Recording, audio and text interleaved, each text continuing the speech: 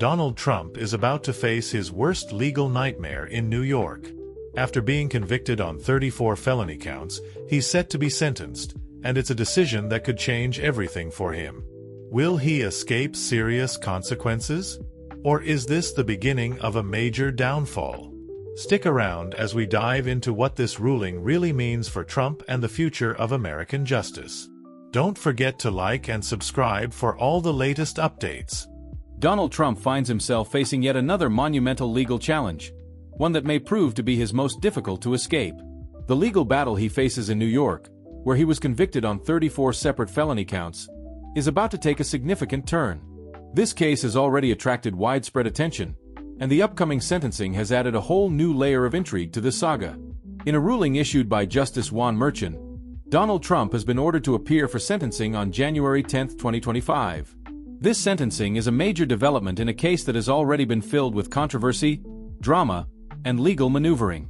It's a case that has raised questions about the application of the law to a former president, and what will happen in the courtroom in the coming months could have profound implications not just for Trump, but for the future of the American justice system. But what does this mean for Trump and the country? And what does it signal about the accountability of those in power, regardless of their political stature? Stick around as we break this down in detail. Before we dive deeper, don't forget to like this video and subscribe to the channel to stay updated on all the latest news.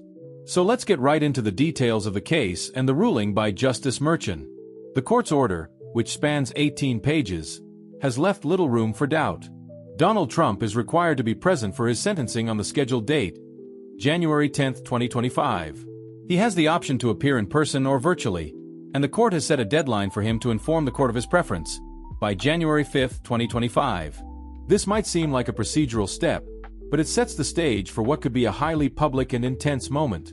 For someone like Trump, who thrives on media attention and public spectacle, the nature of his sentencing could very well become a political event in itself.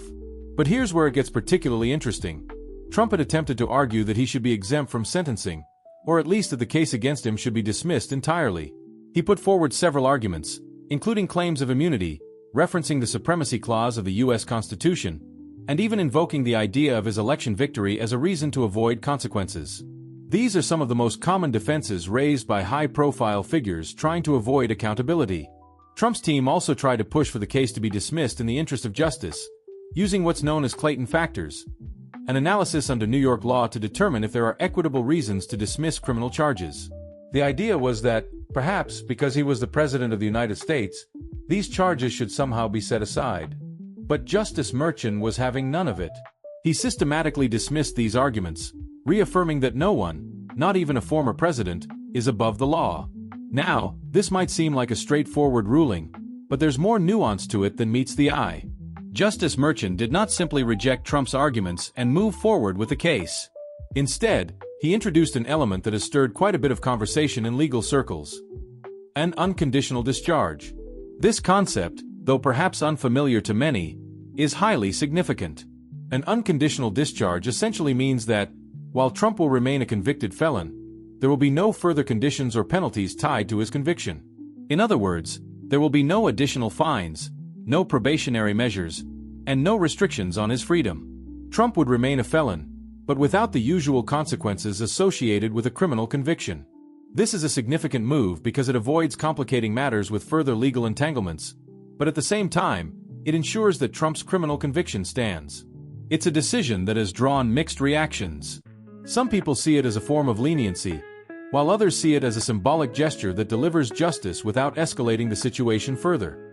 To fully understand the implications of this decision, let's take a closer look at what an unconditional discharge means. In New York law, there is something called a conditional discharge, which is more common. A conditional discharge allows a defendant to avoid jail time but imposes certain conditions, like probation or mandatory fines. An unconditional discharge, however, is much more lenient in terms of legal consequences. There are no conditions placed on the defendant's release, and they are essentially free to go without further obligations. However, the conviction remains on their record, and in Trump's case, the gravity of the charges, 34 felony counts, means that he would carry the label of a convicted felon for the rest of his life. This could have significant ramifications for his political future, as this conviction would likely be brought up in any future public office campaigns or discussions about his legacy. The concept of an unconditional discharge in this context is a powerful one. It essentially allows Trump to avoid some of the practical consequences of being a convicted felon, such as serving time in prison, but it forces him to live with the reality of his conviction. The ruling ensures that Trump's actions are not erased from history. This is something that Trump, known for his brash and defiant personality, may find particularly difficult to accept. He has spent much of his career dismissing the idea that he should be held accountable for his actions. But Justice Merchan's ruling reminds him, and the public, that even former presidents are not above the law. While this ruling may seem like a relatively lenient punishment, it is strategically significant. By opting for an unconditional discharge, Justice Merchan has avoided creating more legal drama that could derail the case even further. In doing so, Merchan has managed to avoid complicating the case with additional appeals or delays that could have drawn the process out for years. Instead, by focusing on the symbolic weight of Trump's conviction, Merchan has ensured that the conviction will be remembered in the public consciousness and legal history. There will be no question that Trump was convicted of 34 felonies. It's a decision that strikes a balance between justice and practicality. It's also important to note that while this decision may not result in immediate, severe consequences for Trump, it has long-term ramifications.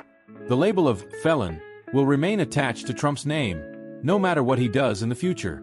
In the world of American politics, where image and reputation are paramount, this is a stain on Trump's legacy that cannot be easily erased. No matter how he spins it, no matter how much his supporters rally behind him, the fact remains that a jury of his peers found him guilty of 34 felony charges. That is a powerful piece of history that cannot be dismissed. As we look ahead, we have to ask, how will Trump handle this? Throughout his career, Trump has faced legal challenges, but this one feels different. He is no longer the sitting president, and this case represents a clear, direct challenge to his power and influence. His legal team is already preparing for an appeal, though many legal experts believe that their chances of success are slim. Trump's legal strategy, if it includes an appeal, will likely focus on challenging the sentencing decision, arguing that the court's ruling is too lenient, or that it fails to take into account his unique status as a former president. However, as the legal experts suggest, his chances of overturning this decision are minimal. It seems unlikely that any appeal will succeed in changing the outcome of this case. The bigger question, however, is not necessarily what happens in the courtroom next, but how this legal battle affects Trump's political career. For Trump, a major part of his identity has always been tied to his image as an outsider and a fighter against the establishment.